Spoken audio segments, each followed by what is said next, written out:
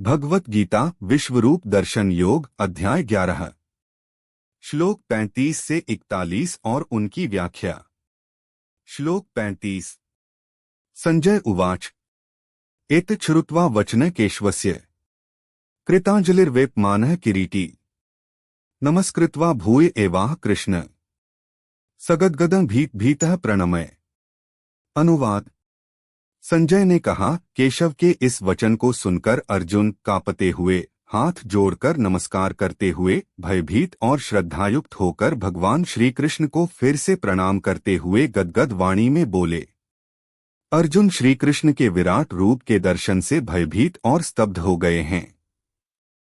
उनके भीतर श्रद्धा और भय का मिश्रण है। यह श्लोक हमें यह सिखाता है कि ईश्वर के वास्तविक रूप का अनुभव मनुष्य के भीतर असीम श्रद्धा और विनम्रता उत्पन्न करता है।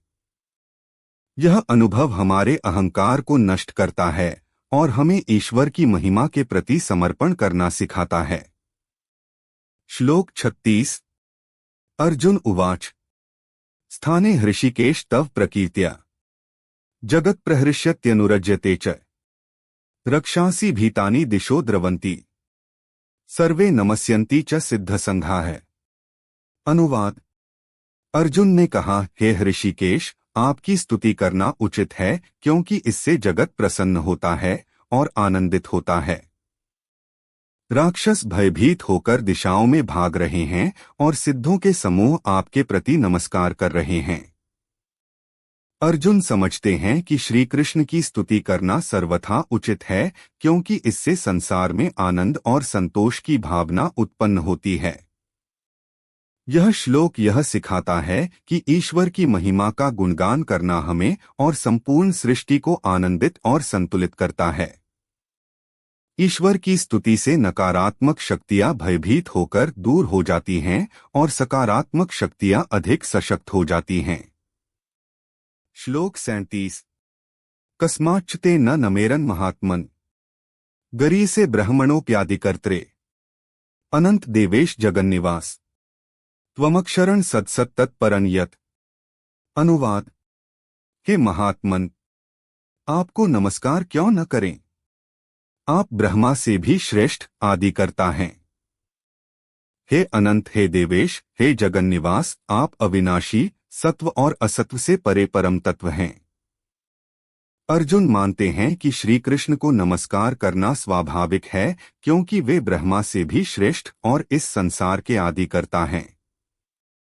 यह श्लोक यह सिखाता है कि ईश्वर सृष्टि के सृजन, पालन और संहार के मूल में है और उनकी महिमा अविनाशी है। हमें उनकी शक्ति और महिमा के प्रति सदैव श्रद्धा और आदर रखना चाहिए। श्लोक 38। त्वमादिदेवः पुरुषः पुराणः त्वमस्य विश्वस्य परं निधानम् वेत्तासि वेद्यं च परं च धाम त्वया ततं विश्वमन्तरू।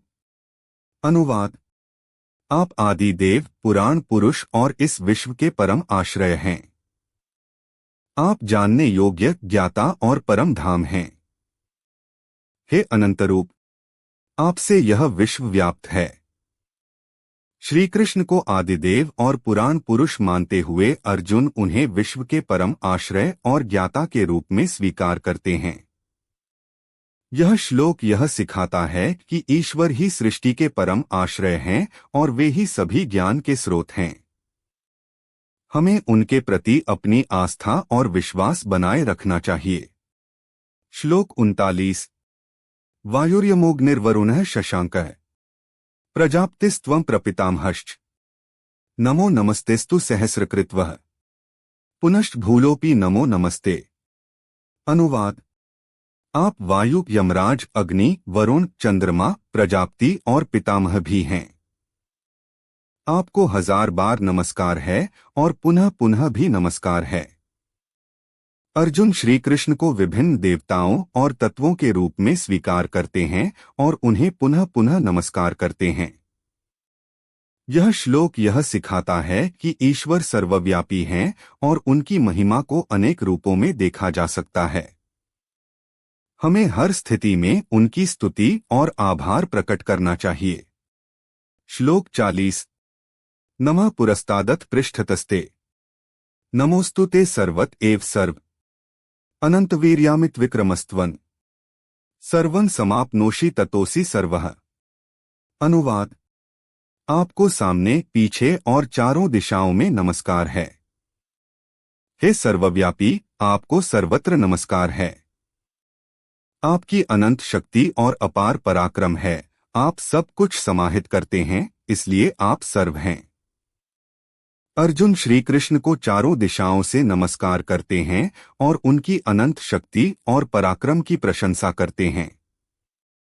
यह श्लोक यह सिखाता है कि ईश्वर सर्वव्यापी और सर्वशक्तिमान हैं। उनकी उपस्थिति और शक्ति को हर दिशा में अनुभव किया जा सकता है। हमें उनकी सर्वव्यापकता को स्वीकार करते हुए विनम्रता और श्रद्धा के साथ उनकी स्तुति करनी चाहिए। श्लोक 41। सखेति मत्वा प्रसभं यदुक्तं। हे कृष्ण, हे यादव, हे सखेति, अजानता महिमानं तवेदं। मया प्रमादात प्रणयेन वापि। अनुवाद। मैंने आपको अपने सखा समझकर अज्ञानवश आपके इस महिमामंडित रूप को न जानकर प्रमाद या स्नेह के कारण जो भी कहा, हे कृष्ण, हे यादव, हे सखा, वह सब गलत कहा।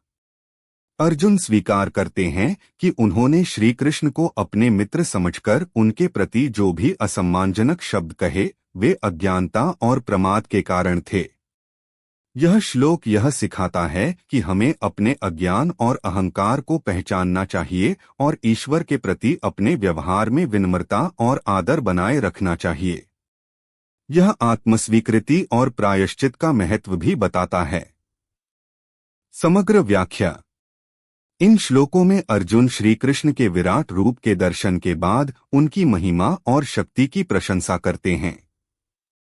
अर्जुन समझते हैं कि श्री कृष्ण की स्तुति और नमस्कार सर्वथा उचित है क्योंकि वे सृष्टि के आदिकर्ता और सर्वव्यापी हैं। अर्जुन अपने अज्ञानता और अहंकार को पहचानते हुए श्री कृष्ण से क्षमा मांगते हैं। इन श्लोकों से हमें यह सीखने को मिलता है कि ईश्वर की महिमा और शक्ति को समझना और उनके प्रति सदैव श्रद्धा और विनम्रता बनाए रखना चाहिए। हमें अपने अज्ञान और अहंकार को पहचानना चाहिए और ईश्वर के प्रति आदर और सम्मान का भाव रखना चाहिए।